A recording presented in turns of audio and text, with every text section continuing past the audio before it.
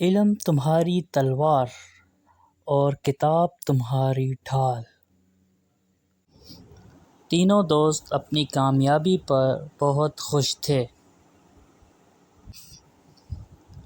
اب دوپہر ہونے کو تھی۔ پہاڑوں کی چوٹیوں پر دھوپ سے سردی خاصی کم ہو چکی تھی۔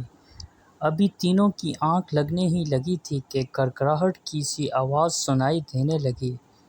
تینوں چونک کر اٹھے، دیکھا تو ایک بہت بڑا پتھر نیچے کی طرف لڑھک رہا تھا، جس کے ساتھ اور بھی کئی پتھر تھے جو سب نیچے کی طرف آ رہے تھے۔ وہ تینوں ایک طرف کھڑے ہو کر انہیں دیکھنے لگے۔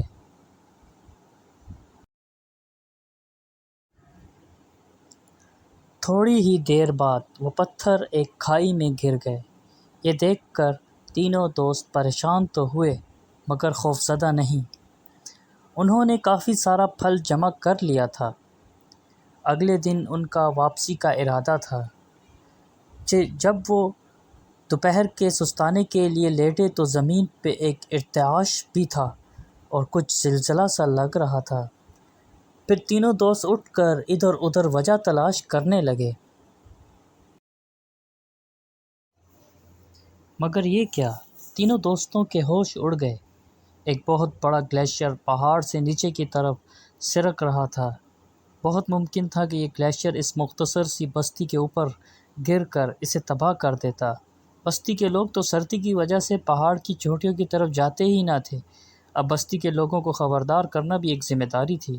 تب پوزی نے ایک تجویز پیش کی اور انہوں نے بہت سارے پتھر اکٹھے کر کے ایک بڑے سے بورے میں بند کیے اور بستی کے پاس ایک اونچی چٹان پہ کھڑے ہو کر زور زور سے لوگوں کی چھتوں پر پھینکنا شروع کر دیے۔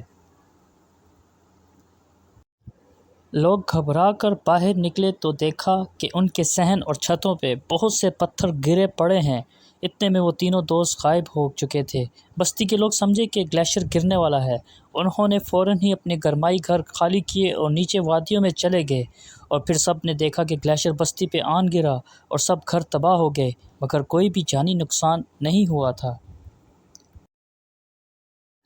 تینوں دوست اپنی کامیابی پہ خوش تھے۔ اب وہ ڈھیروں ڈھیر پھل لے کر راستے میں چھپتے چھپاتے اپنے جنگل میں پہنچ چکے تھے۔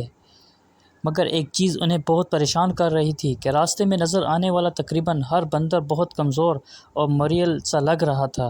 وہ سمجھے شاید بھوک سے ایسے ہو رہے ہیں، مگر قریب جا کر پتہ چلا کہ یہ سب تو خارش سے ایسے ہوئے پڑے ہیں۔ بہت سارے بندروں کا تو بہت برا حال تھا۔ اب ایک بار پھر تینوں پڑھے لکھے دوستوں نے دماغ لڑایا تو انہیں ایک بات سمجھ میں آئی، مگر اس پر عمل کرنا بہت مشکل تھا۔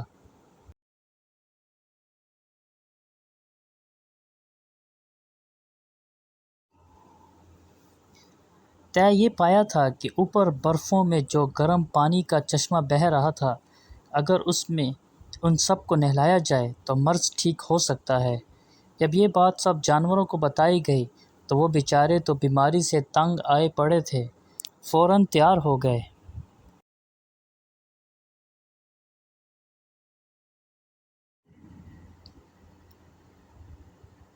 اگلی رات ایک بار پھر بیمار جانوروں کا قافلہ پہاڑوں کی چوٹیوں کی طرف رواں دواں تھا۔ جب سارے بندر وہاں چشمے تک پہنچے تو بھوک اور بیماری سے نڈھال ہو چکے تھے۔ تینوں دوستوں نے سب کو ہمت دلائی کہ بس ایک بار پھر اس چشمے میں نہاؤ، پھر آپ ٹھیک ہو جاؤ گے۔ جانور ہمت کر کے اٹھے اور چشمے کے گرم پانی میں نہانے لگے۔ جیسے جیسے وہ نہاتے جاتے ان کو سکون ملنے لگا تھا۔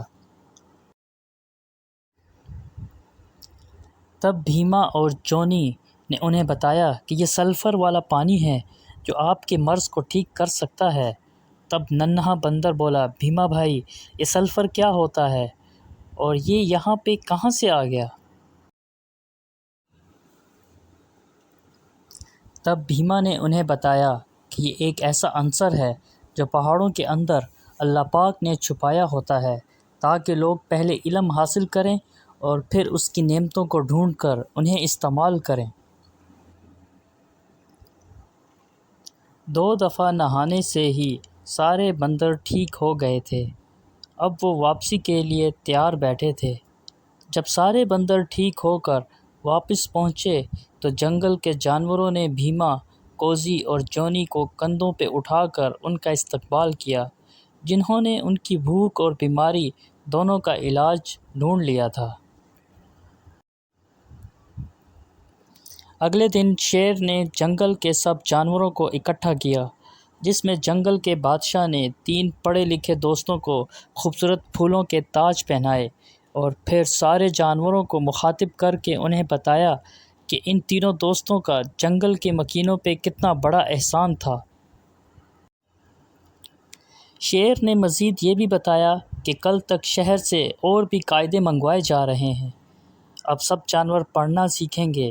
شیر نے انہیں یہ بھی بتایا کہ کچھ صدیاں پہلے انسان بھی جنگل میں ہی رہتا تھا، پھر اس نے علم سیکھ لیا تو وہ مہذب بن گیا، اور اس نے ہمیں قید کر کے ڈگڈگی پہ نچانا شروع کر دیا، مگر اب ہم نہیں ناچیں گے، علم سیکھ کر عظیم جانور بنیں گے۔